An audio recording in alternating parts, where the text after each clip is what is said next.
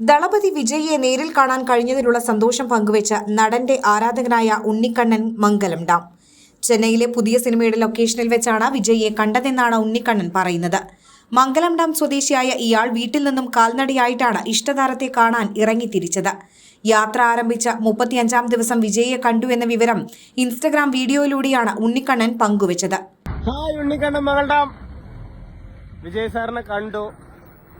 ലൊക്കേഷനിലാണ്, കോസ്റ്റ്യൂമിലായതുകൊണ്ട് ഫോട്ടോയും വീഡിയോ ഒന്നും മൊബൈലിൽ അവിടെ ലൊക്കേഷനിലേക്ക് ഫോണും ഒന്നും കൊണ്ടുപോകാൻ പറ്റില്ല. അവര് വീഡിയോ എടുത്തിട്ടുണ്ട്, ഫോട്ടോ ഉണ്ട്. വിജയണ്ണൻ എന്നെ സെറ്റിന്ന് തൊഴിൽ കയറ്റിട്ടാണ് കൊണ്ടുവന്നത്, കാരവനിൽ കൊണ്ടുവന്ന് കുറെ നേരം സംസാരിച്ചു. എന്തിനാ ഉണ്ണിക്കണ്ണൻ അങ്ങനെ വന്ന്, അല്ലെങ്കിൽ എന്നെ കാണാൻ എത്രയോ വഴിയുണ്ട് വന്നവിടെ. ഞാൻ പറഞ്ഞു കുറെ പ്രാവശ്യം ശ്രമിച്ചെണ്ണന്നൊക്കെ പറഞ്ഞ് അണ്ണൻ കുറെ നേരം എൻ്റെ അടുത്ത് സംസാരിച്ച്. ഞാനിന്ന് ഭയങ്കര ഹാപ്പിയാണ്. അപ്പോൾ ഫോട്ടോയും വീഡിയോയും കിട്ടിയിട്ടില്ല, അവർ അയച്ചു തരും. കാര്യങ്ങളൊക്കെ പറഞ്ഞ് ഞാനും വിജയണ്ണനും കാരവന്റെ ഒരു 10 മിനിറ്റോളം ഇരുന്ന് സംസാരിച്ചിട്ടാണ്. അപ്പോൾ എല്ലാവരും സപ്പോർട്ട് ചെയ്യുക. വികിലേക്ക് അപ്പു മുഖ്യം. നമുക്ക് നനച്ച വണ്ടി കിട്ടി. ഉണ്ണിക്കണ്ണൻ മകളുടെ ഹൃദയം നിറഞ്ഞുമ്മ. അതേസമയം വിജയിയെ കണ്ട വാർത്തയറിഞ്ഞ നടൻ ബാല വിളിച്ചതായും തനിക്ക് ഒരു സമ്മാനം തരുമെന്ന് നടൻ പറഞ്ഞതായും ഉണ്ണിക്കണ്ണൻ പറയുന്നുണ്ട്.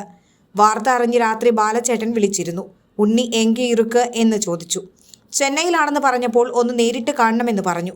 അദ്ദേഹം എനിക്കൊരു ഗിഫ്റ്റ് തരുന്നുണ്ട്. ആ ഗിഫ്റ്റ് വാങ്ങി ഇന്ന് ഉച്ചയ്ക്ക് കേരളത്തിലേക്ക് വരും. പാലക്കാടേക്കാണ് വരുന്നത്. ഉണ്ണിക്കണ്ണന്റെ വാക്കുകൾ.